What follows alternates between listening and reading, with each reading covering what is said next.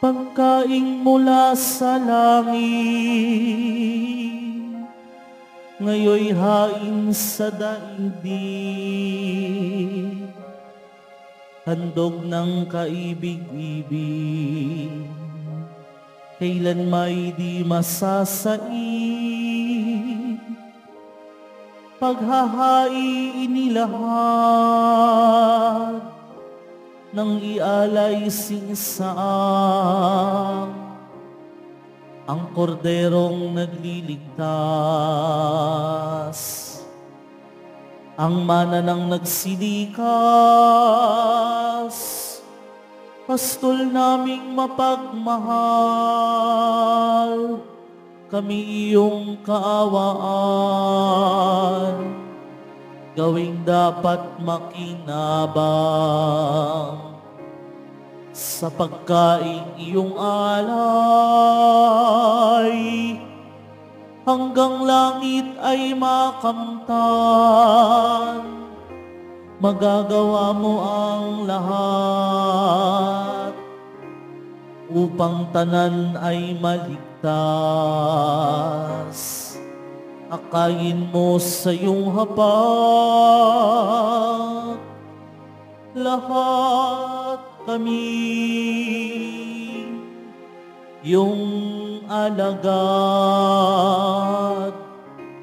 sa buhay mo, walang wakas.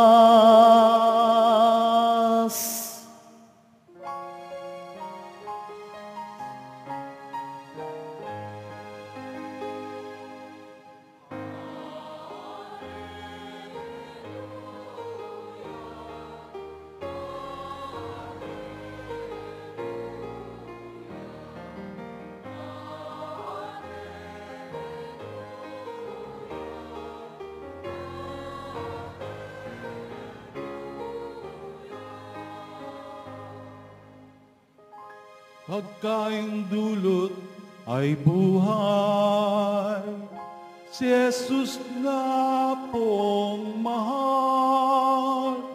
Buhay natin siya kailanman.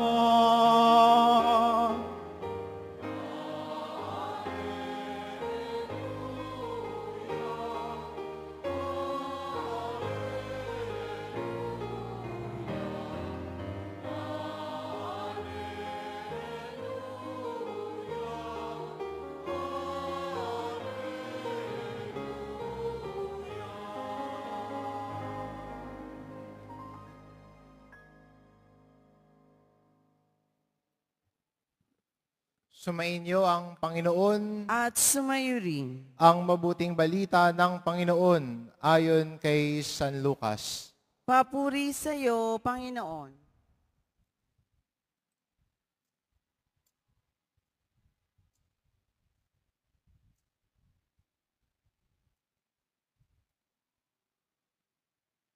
Noong panahong iyon, nagsalita si Jesus sa mga tao tungkol sa paghahari ng Diyos at pinagaling niya ang mga may karamdaman. Nang dumidilim na'y nilapitan siya ng 12 at sinabi sa kanya, "Paalisin na po ninyo ang mga tao nang makaparoon sila sa mga nayon sa kabukiran sa paligid upang humanap ng makakain at matutuluyan. Nasa ilang lugar po tayo." Ngunit sinabi niya, "Kayo ang magbigay sa kanila ng makakain."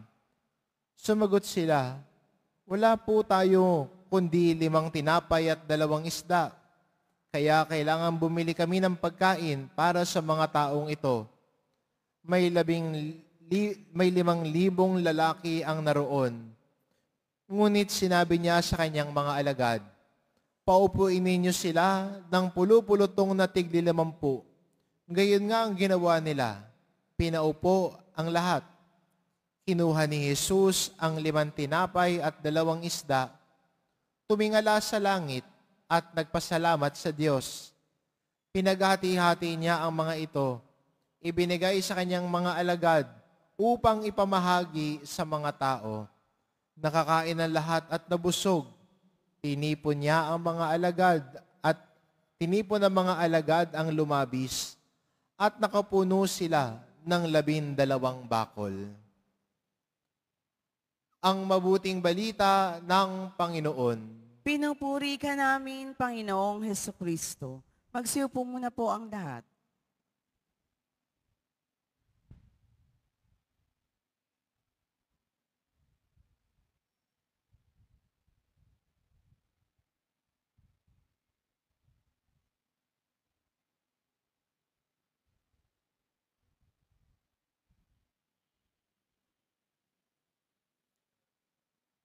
Minamahal na mga kapatid kay Kristo, magandang tanghali sa inyong lahat.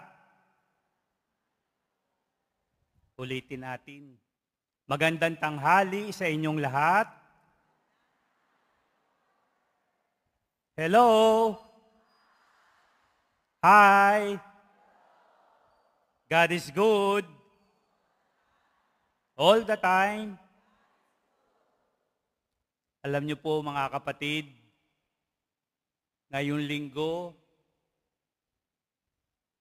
ipinagdiriwang din natin ang dakilang kapistahan ng kabanal-banalang katawan at dugo ng ating Panginoong Hesus. At narinig po natin ang banal na ebanghelyo.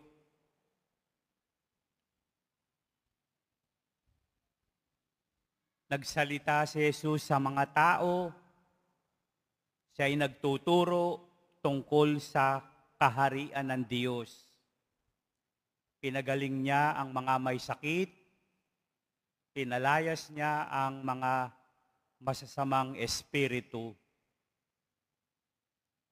Pero nang dumudilim na, sinabihan ng ating Panginoon ng kanyang mga alagad, Panginoon, pauwiin na natin ang mga taong ito.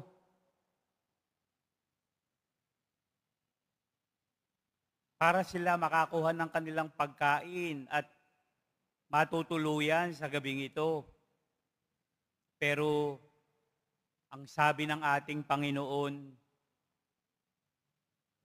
kayo ang magbibigay sa kanila ng makakain.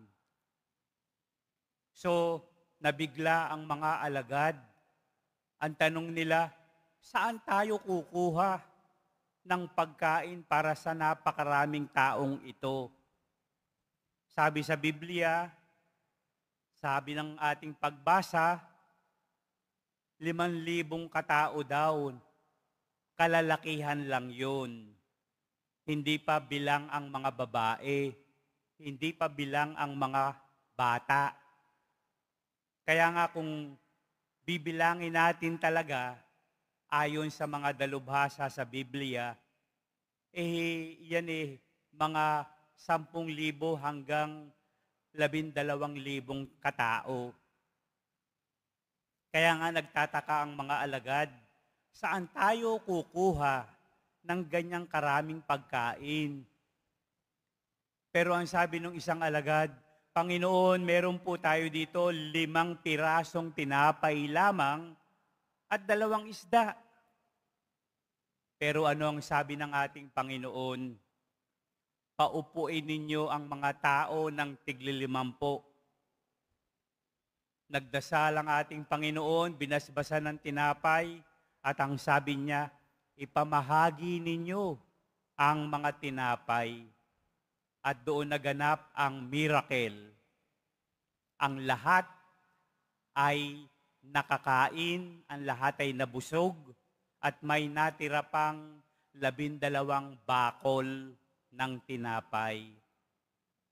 Alam po ninyo mga kapatid, sinasabi ng mga dalubhasa sa banal na kasulatan, mayroon daw 2 paraan para ipaliwanag natin ang pangyayaring ito sa banal na ebanghelyo. Ang unang paraan o ang unang interpretation ay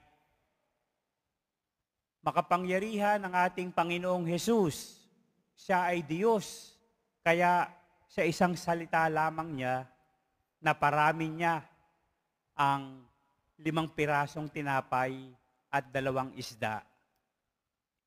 Dahil makapangyarihan ng Diyos.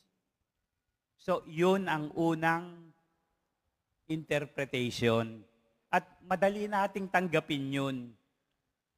Dahil nga, makapangyarihan ang Diyos. Pero, ang sabi naman ng ikalawang interpretation at ang hamon sa atin ay baka mas kumakagat sa buhay natin ang ikalawang interpretation. Dahil sinasabi ng ikalawang interpretation, maraming mga tao ang sumusunod kay Jesus. Marami ang nakikinig sa Kanya. At sa kanilang pakikinig, pumasok sa kanilang isipan at puso ang ibig sabihin ng pagbabahagi, sharing. Alam niyo po mga kapatid, bakit ganun? Hindi ba marami sa atin, halimbawa, pupunta ka sa Baguio o ikaw ay magbabakasyon sa malayong lugar, sa Amerika o kung saan. Isang bagay na ginagawa natin ay ihanda ang ating kakainin. Halimbawa sa Tagaytay o ikayo'y pupunta sa Baguio, talagang naghahanda kayo. O kung kayo naman ay pupunta sa ibang bansa, talaga namang nagdadala pa kayo ng kung ano-ano. Delata, ligo, corned beef, Lucky Me. Dinadala nyo yon dahil sinasabi ninyo sa inyong sarili, doon na lang magluluto para hindi tayo magastusan ng malaki. Ganun tayo eh. Pero alam niyo po mga kapatid, dahil sa ugali nating iyan, kadalasan yung dinadala natin, inuuwi din natin. Dahil hindi naman nagalaw. At iyon ang mensahe ng ating banal na ebanghelyo. Itong maraming tao na sumusunod kay Jesus, natutunan nila ang magbahagi. Kaya yung mga merong dala, yung maraming baon, nagbahagi sa mga walang baon. Kaya nga kahit na sila ay marami, ang lahat ay nakakain at ang lahat ay nabusog.